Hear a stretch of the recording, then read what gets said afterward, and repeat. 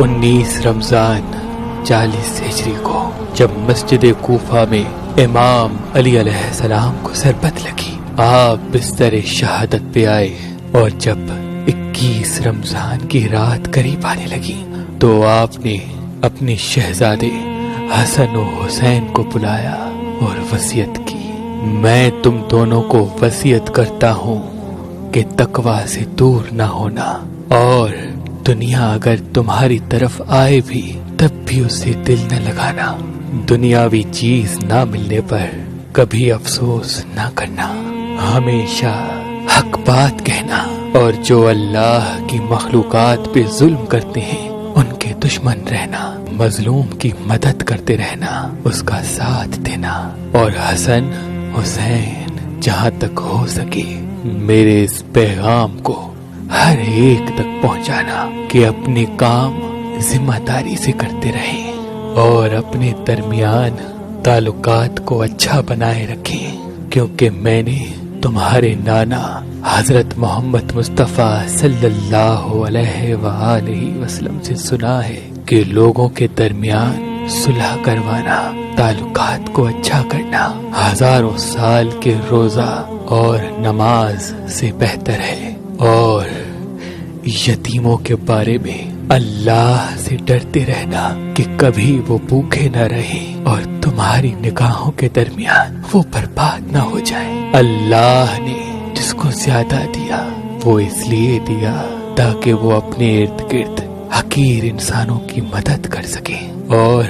پڑوس میں رہنے والوں کا خیال رکھنا، کیونکہ اللہ کے رسول پڑوسیوں کے بارے میں بار بار اتنی نصیحت کرتے رہتے کہ لوگ سمجھنے لگتے تھے کہ شاید اللہ کے رسول ان کو ہمارا وارث بھی بنانے والے ہیں۔ قرآن کو سمجھنے اور اس پہ عمل کرنے میں دیر نہ کرنا، کہیں ایسا نہ ہو کہ اس پہ عمل کرنے میں دوسرے لوگ تم سے آگے نکل جائیں۔ اللہ سے نماز کے بارے میں ڈرتے رہنا، کیونکہ وہ تمہارے دین کا ستون ہے، اور اللہ کے گھر کی حفاظت کرو کیونکہ وہ تمہاری پہچان ہے۔ اللہ سے ڈرو اپنی جان،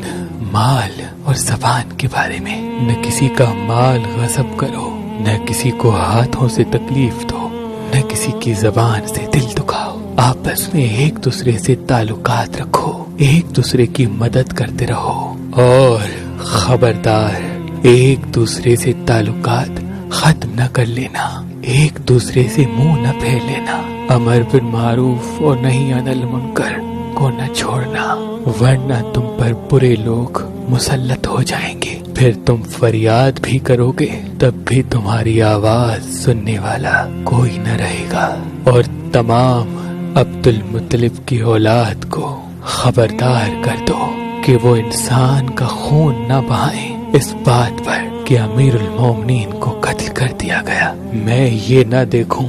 کہ وہ مسلمانوں کا خون بہانا شروع کر دیں، میرے بدلے میں میرے قاتل کے علاوہ کسی کو قتل نہیں کیا جا سکتا، دیکھو اگر اس ضربت نے میری جان لے لی تو ایک ضربت کا جواب ایک ہی ضربت ہے، اور دیکھو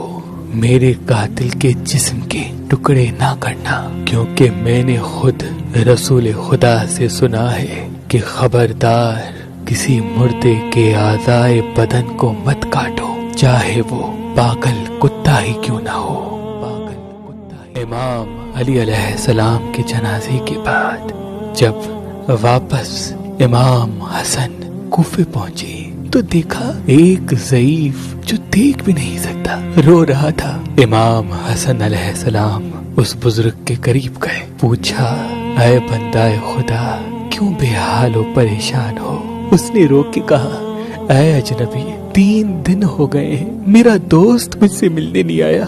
وہ روز رات کو میرے لیے کھانا لے کے آتا تھا، آج تیسرا دن ہے وہ نہیں آیا۔ امام حسن نے پوچھا اس کا نام کیا تھا؟ اس بزرگ نے رو کے کہا میں نے بہت مرتبہ پوچھا لیکن میرے دوست نے کہا میں تمہاری طرح اللہ کا بندہ ہوں۔ امام حسن نے پوچھا اے شخص بتاؤ وہ بات کیسے کرتا تھا؟ اس ضعیف نے کہا پوری دنیا میرے غریب ہونے کا مذاق اڑاتی ہے، یہاں تک کہ میری اولاد نے بھی مجھے گھر سے نکال دیا۔ وہ اتنی پیار سے مجھ سے بات کرتا تھا جیسے وہ میرا اپنا ہو اور میرے بارے میں سب کچھ جانتا تھا۔ امام حسن رونے لگے اور رو کے فرمایا، اے شخص بتاؤ اس کے کپڑے کیسے تھے؟ اس ضعیف نے کہا، میں دیکھ تو نہیں سکتا، لیکن ایک مرتبہ میں نے اپنے دوست کے کپڑوں پہ ہاتھ لگایا تو وہ میرے کپڑوں سے بھی زیادہ پرانے اور جگہ جگہ سے سیے ہوئے تھے۔ ایک مرتبہ میں نے اس کی نالین پہ ہاتھ لگایا تو وہ جگہ جگہ سے پھٹی ہوئی تھی۔ بس یہ کہنا تھا۔ امام حسن رونے لگے اور اس ضعیف کو اپنے سینے سے لگا کے فرمایا، اے شخص، وہ میرے بابا اور وقت کے خلیفہ علی ابن ابی طالب تھے، جس کو 3 دن پہلے مسجد کوفہ میں ضربت لگی، اور آج میں ان کا جنازہ تدفین کر کے یہاں پہنچا ہوں۔ امام علی علیہ السلام کے روضے مبارک کے آس پاس اللہ نے ایک پتھر کو وجود بخشا، جس کو انسان اپنی زبان میں در نجف کہتے ہیں۔ اللہ کے ولی حضرت شاہ شمس تبریز نے فرمایا کہ یہ پتھر انسان کے دماغ کو تیز کرتا ہے، انسان کے علم کو بڑھاتا ہے اور انسان کے وجود میں علم کی تڑپ پیدا کرتا ہے۔ تبھی آج بھی نجف میں علماء دین در نجف کا تحفہ ہر خاص و عام کو دیتے ہیں تاکہ انسان کو علم سے پیار ہو۔ جو ہمارے بچے پڑھائی میں کم ہیں، مجھے امید ہے اس پتھر کو پہننے کے بعد ان کے وجود میں علم حاصل کرنے کا شوق پیدا ہوگا، اور اس پتھر پہننے سے جن جن بچوں کی یا بڑوں کی نظر کمزور ہے، اللہ کے کرم سے ان کی نظر بہتر سے بہترین ہوگی۔ تو ابھی فون اٹھائیں۔